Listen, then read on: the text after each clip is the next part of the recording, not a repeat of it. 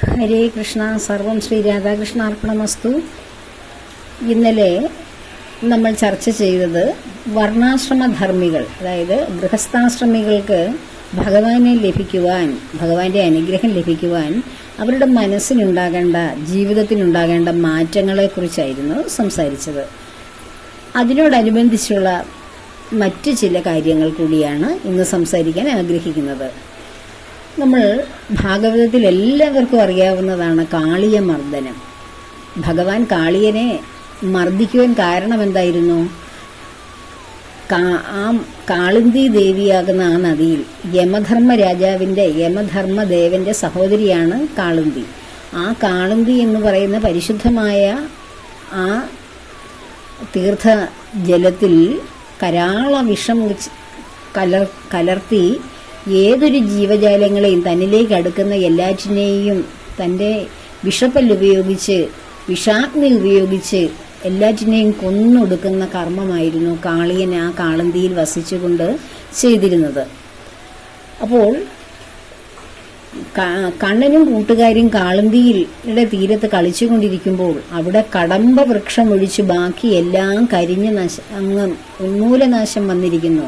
ഏതൊരു പക്ഷിമൃഗാദികൾ അതിൽ നിന്ന് ജലം പാനം ചെയ്താൽ അപ്പോൾ തന്നെ മരിച്ചു വീഴും. അത്രയും ഉഗ്രവിഷമാണ് അതിൽ കലർന്നിരിക്കുന്നത്.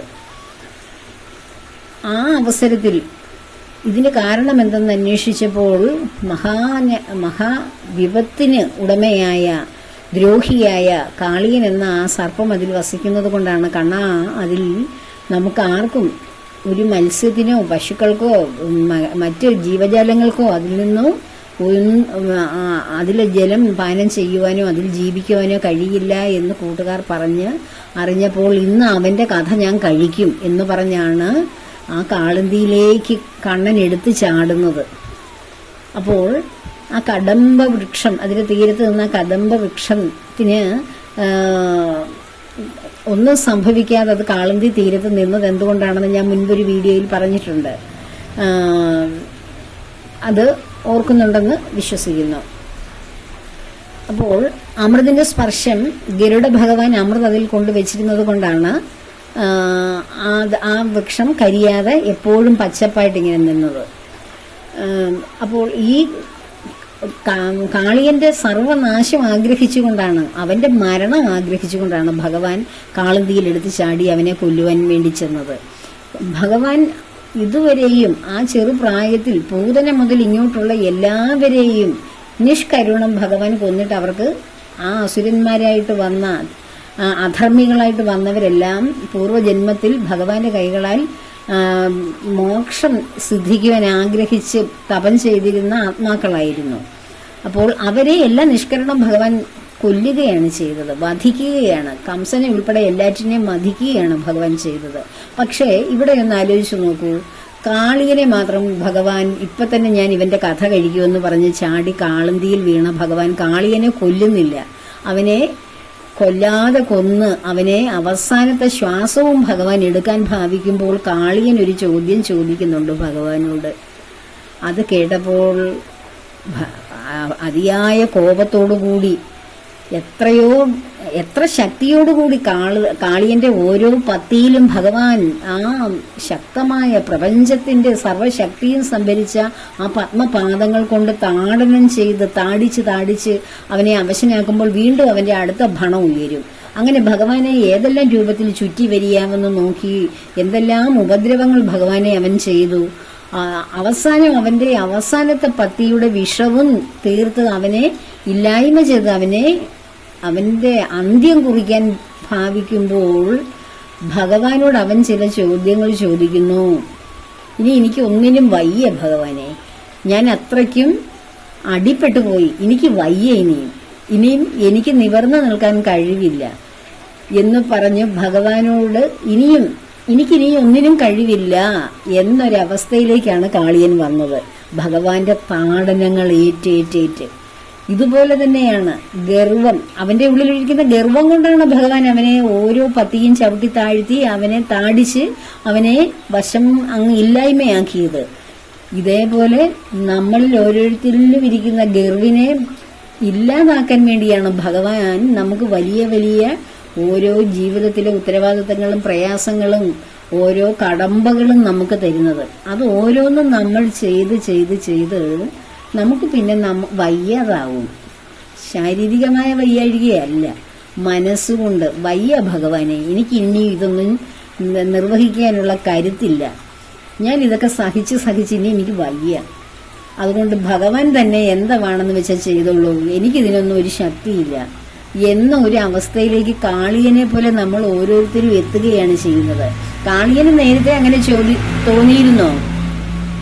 എല്ലാവരും കാളിയനെ ഭയന്ന് ആ നദീതീരത്ത് പോലും എത്താതിരുന്നപ്പോൾ യാതൊരു ഭയവുമില്ലാതെ ചുണക്കുട്ടിയെ പോലെ തേജസ്വിയായ ഒരു ബാലകൻ കാളിയന്റെ തലയിലേക്ക് വന്ന് ശക്തിയായിട്ട് ചവിട്ടി അവനെ കൊല്ലുവാൻ ശ്രമിക്കുമ്പോൾ പോലും കാളിയൻ അറിയുന്നില്ല ഇത് സാധാരണ ഒരു ബാലനല്ല, ഈ വന്നത് ആരാണെന്ന് പോലും തിരിച്ചറിയാതെ കാളിയൻ ആ വന്ന ബാലനെ ഉപദ്രവിക്കാൻ ശ്രമിക്കുകയാണ്, അതിനെ കൊല്ലുവാൻ ശ്രമിക്കുകയാണ് ചെയ്യുന്നത്. തന്നിലേക്ക് വരുന്ന എല്ലാറ്റിനെയും തച്ചുടയ്ക്കുവാനാണ് നമ്മളിലിരിക്കുന്ന ആ ദുഷ്ടവ്യഗ്രത ശ്രമിക്കുന്നത്.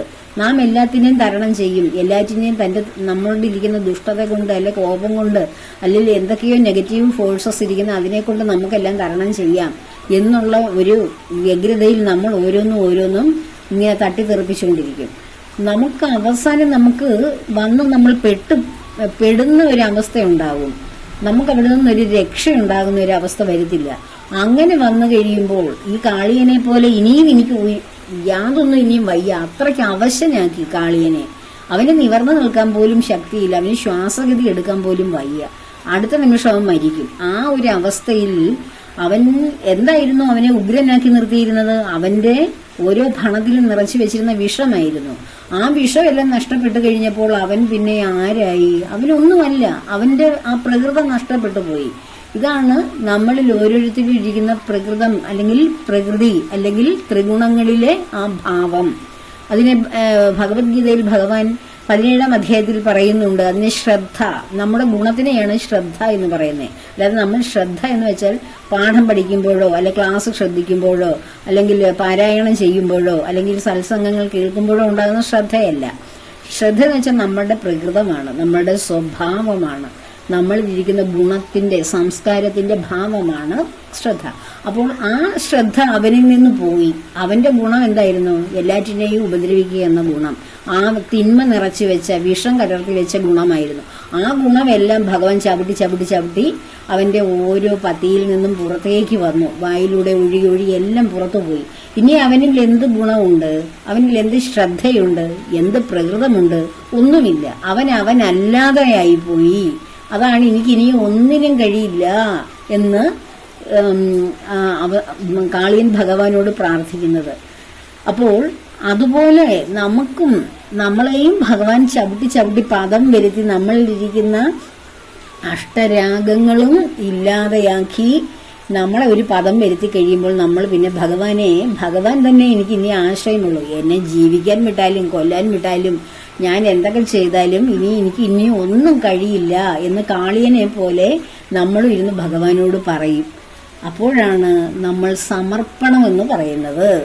ഇത്രയും ചവിട്ടി നമ്മളെ ഒരു പരുവപ്പെടുത്തിയിട്ട് സമർപ്പിക്കുന്നതിനേക്കാൾ എത്രയോ നല്ലതാണ് ഇത്രയും ക്ഷതങ്ങൾ ഏൽക്കാതെ തന്നെ നമുക്ക് ഭഗവാന്റെ മുമ്പിൽ സമർപ്പണം ചെയ്താല്. ഈ കാളിയൻ പറയുന്നുണ്ട് ഭഗവാനോട്, ഭഗവാനെ, എന്നിൽ ഇതെല്ലാം നിറച്ചു വെച്ചത് എന്റെ അടുത്തേക്ക് വരുന്നവരെ എല്ലാം കടിക്കുവാനുള്ള, ഞാൻ എല്ലാവരെയും എന്റെ അടുത്ത് വരുന്നവരെ എല്ലാം കടിച്ചു വിടുകയാണ് ചെയ്യുന്നത്. ആരെങ്കിലും എന്റെ അടുത്ത് വന്നാൽ അവരെ കണ്ടാലുടൻ എല്ലാരെയും കടിക്കുന്നുള്ളത് എന്റെ സ്വഭാവമാണല്ലോ ഭഗവാനെ. വല്ലവേന്ദ്രാത്മജ ചെയ്തത് അതു ബദ വല്ലായിക കല്യാണവാരിധേ ഗോപതേ, എല്ലാറ്റിനും മൂലമായുള്ള നീ അവ എല്ലാം അറിഞ്ഞ് അനുഗ്രഹമെങ്കിലും നിഗ്രഹമെങ്കിലും ഒത്തത് ചെയ്തൊരു വ്യഗ്രമില്ല എനിക്ക് എന്ന് വർണ്ണിച്ചവൻ ചൊന്നത് ഭക്ത്യാ തെളിവോട് കേട്ടു നാരായണൻ ഉൾക്കാമ്പഴിഞ്ഞ് മന്ദഹാസാന്വിതം സൽക്കാരമാനം കടാക്ഷിച്ചുണർവിഴും വ്യക്തസ്വരത്തോട് യുദ്ധമരുൾ ചെയ്തു. അപ്പോൾ എന്റെ അടുക്ക വരുന്നവരെയെല്ലാം ഞാൻ കടിച്ചു വിടുക എന്നുള്ളത് എന്റെ മൂലപ്രകൃതമാണ്. ഇതെല്ലാം ചെയ്യുവാൻ ഇവിടെ എല്ലാം വിഷം ചീറ്റി ഈ നദിയെ അശുദ്ധമാക്കുവാൻ എന്റെ അടുക്ക് വരുന്നവരെ ആരെ കണ്ടാലും ഉപദ്രവിച്ചു വിടുക എന്നുള്ളത് എനിക്ക് അവിടുന്ന് തന്ന ഗുണമല്ലേ ഭഗവാനെ? എല്ലാറ്റിന്റെയും മൂലപ്രകൃതിയായ അവിടത്തേക്ക് അറിയാത്ത വല്ലതും ഉണ്ടോ? ഞാൻ ഇങ്ങനെ ആയതിന്റെ കാരണവും അവിടുന്ന് തന്നെയല്ലേ എന്നെ ഇങ്ങനെ സൃഷ്ടിച്ചത്? അങ്ങയുടെ കൈകളിലൂടെ കടന്നു പോകുന്ന സൃഷ്ടിയല്ലേ ഈ ഭൂമുഖത്തുള്ളൂ. ഞാനും അതിന്റെ ഒരു ഭാഗമല്ലേ. എനിക്ക് ഈ പ്രകൃതം തന്നത് അങ്ങല്ലേ. ഇനി അതിന്റെ ആ പ്രകൃതത്തെ ഇല്ലായ്മ ചെയ്ത് എന്നെ നല്ലതാക്കുകയോ അല്ലെങ്കിൽ എന്നെ കൊല്ലുകയോ ചെയ്യുക ഭഗവാനെ. എനിക്ക് വേറൊരു മാർഗവും ഇല്ല.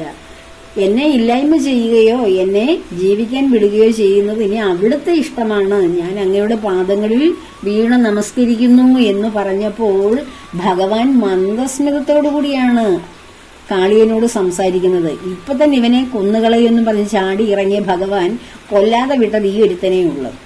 എല്ലാ അസുരന്മാരെയും ദുഷ്ടന്മാരെയും കൊന്നൊടുക്കിയ ഭഗവാൻ ഇവന്റെ സംസാരം കേട്ടപ്പോഴാണ്, ഇവന്റെ സമർപ്പണം കൊണ്ടാണ് ഭഗവാൻ അവനെ രക്ഷിക്കാൻ തീരുമാനിച്ചത്. അവനെ കൊല്ലാതെ അവന് ജീവിക്കാനുള്ള രമണകദ്വീപിലേക്ക് അവനെ യാത്ര അയച്ച് അനുഗ്രഹിക്കുകയാണ് ചെയ്യുന്നത്. അവന്റെ കുടുംബത്തെയും ഭാര്യമാരെയും കുഞ്ഞുങ്ങളെയെല്ലാം അവൻ ദീർഘായുസായി പോയി ജീവിക്കൂ എന്ന് പറഞ്ഞ് വിടുകയാണ്. അഷ്ടനാഗങ്ങളിലൊന്നാണ് കാളിയൻ. അപ്പോൾ ആ ശരണാഗതിയാണ് നമുക്ക് ഓരോരുത്തർക്കും വേണ്ടത്. ഭഗവാന്റെ മുന്നിൽ നമ്മൾ എത്തുമ്പോൾ നമുക്ക് ശരണാഗതി വരണം. നമ്മൾ എത്ര തപം ചെയ്താലും എത്ര ധ്യാനം ചെയ്താലും ജപിച്ചാലും പാരായണങ്ങൾ നടത്തിയാലും എല്ലാം ശ്രവണ മനനങ്ങളെല്ലാം നടത്തിയാലും നമുക്ക് എന്ത് വേണം? ഭഗവാന്റെ മുന്നിൽ പൂർണ്ണ ശരണാഗതി അടയുന്നവനെ ഭഗവാൻ ഏറ്റെടുക്കുകയുള്ളൂ. ഇവിടെ കാളിയൻ ദർപ്പത്തോടുകൂടി ഇരുന്നപ്പോൾ കാളിയന്റെ ആ ദർപ്പത്തിൽ അവനെ കൊല്ലാനാണ് ഭഗവാൻ തീരുമാനിച്ചത്.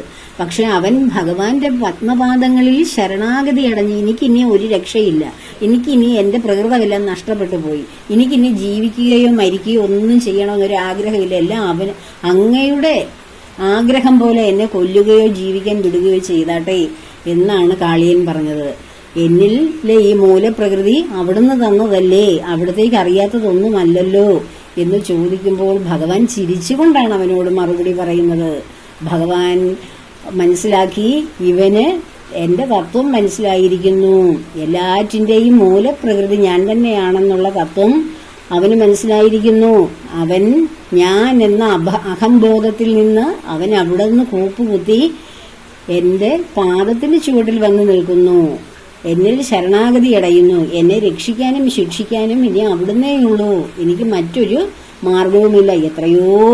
എത്രയോ ജീവജാലങ്ങളെ ഇല്ലായ്മ ചെയ്തവനാണ് കാളിയൻ, എത്രയോ ശക്തനായിരുന്നു, ആ ശക്തിയുള്ളവനാണ്. അവന്റെ പേര് കേട്ടാൽ പോലും ആ ഭാഗത്തേക്ക് ആരും അടുക്കുകയില്ല. അത്രയും എല്ലാറ്റിനെയും ഭയപ്പെടുത്തിയിരുന്നവൻ പോലും ഭഗവാന്റെ പാദങ്ങളിൽ ശരണാഗതി അടഞ്ഞപ്പോൾ ആ ഉഗ്രവിഷമുള്ളവനെ പോലും ഭഗവാൻ നന്മയുള്ളവനാക്കി ഭഗവാന്റെ ആശ്രിതനാക്കി മാറ്റുകയാണ് ചെയ്തത്.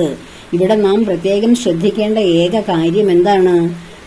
നമ്മൾ എത്ര ഭക്തരാണെന്ന് പറഞ്ഞാലും, എത്ര ഭഗവാനിലേക്ക് എത്രയോ അടുക്കാൻ ശ്രമിച്ചാലും ഭഗവാനെ നമുക്ക് ലഭിക്കാതെ പോകുന്നതും നമ്മുടെ പ്രശ്നം നമ്മുടേതായിട്ട് തന്നെ ഇരിക്കുന്നതിനും കാരണം നമ്മൾ ഭഗവാനെ അത് ഏൽപ്പിക്കുന്നില്ല, പൂർണ്ണ ശരണാഗതി പ്രാപിക്കുന്നില്ല. ഭഗവാനിൽ ശരണം അടയുന്നവനെ മാത്രമേ അവന്റെ യോഗക്ഷേമങ്ങളെല്ലാം ഭഗവാൻ ഏറ്റെടുക്കൂ. അവിടെ ചെന്നിട്ട് നമ്മൾ ചെയ്തതിന് ശേഷം അയ്യോ ഭഗവാൻ ചെയ്യുമോ അത് ബാക്കി, ഞാൻ ഭഗവാന്റെ ശരണാഗതി അടഞ്ഞു, പക്ഷെ ഭഗവാൻ ഇതൊക്കെ ചെയ്യുമായിരിക്കുമോ, അതോ ഇനി ഇങ്ങനെയൊക്കെ സംഭവിക്കുമോ, ശരിയാവുമോ എന്നൊക്കെയുള്ള ആ ഡൗട്ടോടുകൂടി സംശയത്തോടുകൂടി വീണ്ടും വിശ്വാസമില്ലാത്ത അവിശ്വാസിയായി സ്ഥിരതയില്ലാത്ത ഒരു അചഞ്ചല ഭക്തിയില്ലാതെ ഇങ്ങനെ നമ്മൾ പിന്നെയും ചിന്തിച്ചുകൊണ്ടിരുന്നാൽ അത് നമ്മുടെ തന്നെ കയ്യിൽ തന്നെ ഇരിക്കും ആ പ്രശ്നം. ഭഗവാൻ അത് ഏറ്റെടുക്കില്ല. ഭഗവാൻ ഏറ്റെടുത്ത് നമ്മുടെ ജീവിതം, നമ്മുടെ ഒരു പ്രശ്നമല്ല, നമ്മുടെ ജീവിതം മുഴുവൻ ഏറ്റെടുത്ത് ജീവിതത്തെ മറുകരയിൽ എത്തിക്കുവാൻ ഭഗവാൻ കൂട്ടു നിൽക്കണമെങ്കിൽ ഭഗവാനിലേക്ക് ചെന്ന് വീഴുക, ശരണാഗതി അടയുക. ഭഗവാൻ കാളിയനെ താടിച്ചതുപോലെ താടിച്ച് നമ്മുടെ അഷ്ടരാഗങ്ങളെല്ലാം പുറത്ത് ചാടിച്ച് കളയുന്നതിന് മുന്നേ നാം ഭഗവാന്റെ പത്മപാദങ്ങളിൽ ശരണാഗതി അടയുക. ഹരിനാമകീർത്തനത്തിൽ മഹാനായ എഴുത്തച്ഛൻ പറഞ്ഞിട്ടില്ലേ, ഷഡ്വൈരികൾക്ക് വിളയാട്ടത്തിനാക്കരുത് ചിത്താംബുജം തവഹി സധ്യാന രംഗമതിൽ. ഇന്ന് ആ വരികൾ നമ്മൾ പ്രത്യേകം ഓർക്കണം. എന്ത് വരുന്നു? ഷഡ്വൈരികൾ. ഷഡ്വൈരികൾ എന്ന് പറയുന്നത് 6 ശത്രുക്കളാണ് നമുക്ക്. കാമം, ക്രോധം, ലോഭം, മോഹം, മതം, മാത്സര്യം. ഇവകൾക്ക് വേണ്ടിയിട്ട് അവകൾ ബോധിച്ച വണ്ണം നമ്മളുടെ മനസ്സിൽ കിടന്ന് അവകൾ ഈ അഷ്ടരാഗങ്ങൾ കിടന്ന് കളിച്ച് നമ്മുടെ മനസ്സിനെ അസ്വസ്ഥമാക്കുകയും ഒരു സ്ഥാനത്ത് ഉറപ്പിക്കാതിരിക്കുകയും ചെയ്യും. അങ്ങനെയുള്ള എൻ്റെ മനസ്സിലേക്ക് ഭഗവാനെ അവിടുന്ന് എങ്ങനെ കടന്നു വരുമെന്നാണ് ഇവിടെ എഴുത്തച്ഛൻ ചോദിക്കുന്നത്. അതുകൊണ്ട് ഈ 6 വൈരികൾക്കും എൻ്റെ മനസ്സിനെ കളിക്കാനുള്ള ഒരു കളിയിടമാക്കി മാറ്റല്ലേ. അവിടുന്ന് എന്നും നിലകൊള്ളുന്ന ഒരു കളിപ്പന്തലായി, അങ്ങയുടെ ഒരു ആട്ടപ്പന്തലാക്കി എന്നെ മാറ്റണമേ. ആ പന്തലിൽ അവിടുന്ന് എൻ്റെ ഹൃദയമാകുന്ന ദീപത്തിൻ്റെ അരികിൽ ഒരു നേരമെങ്കിലും ആ പന്തലിൽ വന്ന് അവിടുന്ന് ഒന്ന് കുടികൊള്ളണമേ, ഈ അഷ്ടവൈരികളെയൊക്കെ പുറത്താക്കിയിട്ട്. എന്നാലേ എനിക്ക് അവിടുത്തെ പൂർണ്ണമായി കിട്ടാൻ കഴിയുകയുള്ളൂ എന്ന് എഴുത്തച്ഛൻ ഹരിനാമ കീർത്തനത്തിൽ പറയുന്നു. ഇതൊക്കെ നമ്മൾ നിത്യേന ജപിക്കും. പക്ഷേ നമുക്കിത് വല്ലതും മനസ്സിലാക്കിയിട്ടാണോ ജപിക്കുന്നത്? ഇതിൻ്റെ പൂർണ്ണമായ അർത്ഥം ഉൾക്കൊണ്ടു കഴിഞ്ഞാൽ നമ്മുടെ അഷ്ടവൈരാഗ്യങ്ങളെല്ലാം മാറും. എല്ലാ കാമ, ക്രോധ, ലോഭ, മോഹാദി, മതമാത്സര്യ, ഡംഭ, അഹങ്കാരങ്ങളെല്ലാം പോയി ഭഗവാന്റെ പത്മപാദങ്ങളിൽ നമ്മൾ വന്ന് വീഴും. നമ്മുടെയും ഓരോ പത്തികളാണ് ഈ രാഗങ്ങളെല്ലാം. ആ പത്തികളെല്ലാം ഇല്ലായ്മയായി ഭഗവാന്റെ താടനമേറ്റ് ഇല്ലായ്മ ചെയ്ത് അവസാനം ഭഗവാന്റെ പത്മപാദങ്ങളിൽ അല്ലാതെ വേറൊരു ശരണം എനിക്കില്ല എന്നൊരവസ്ഥയിലേക്ക് ഓരോ ഭക്തനെയും ഭഗവാൻ കൊണ്ടെത്തിക്കുമ്പോൾ മാത്രമല്ല ഭഗവാനെ അറിയേണ്ടത്, അതിനു മുൻപേ തന്നെ ഭഗവാന്റെ പ്രഹരമേൽക്കാതെ തന്നെ നമ്മൾ ഭഗവാനിലേക്ക് വന്ന് ശരണാഗതി അടയണം. എനിക്കെല്ലാറ്റിനും ഭഗവാനുണ്ടല്ലോ, എൻ്റെ പ്രശ്നങ്ങൾ പരിഹരിക്കാൻ ഭഗവാനുണ്ടല്ലോ, എൻ്റെ കൂടെ ഭഗവാൻ എപ്പോഴും ഉണ്ടല്ലോ, പിന്നെ ഞാനെന്തിനാ ഭയപ്പെടുന്നേ എന്ന് നിർഭയമായി അചഞ്ചലമായി ചിന്തിക്കണം. അപ്പോൾ മാത്രമാണ് ഭഗവാന്റെ സ്വന്തമായി നാം മാറുന്നതും ഭഗവാന്റെ അനുഗ്രഹങ്ങൾ നമുക്ക് മേൽ ചൊരിയുന്നതും.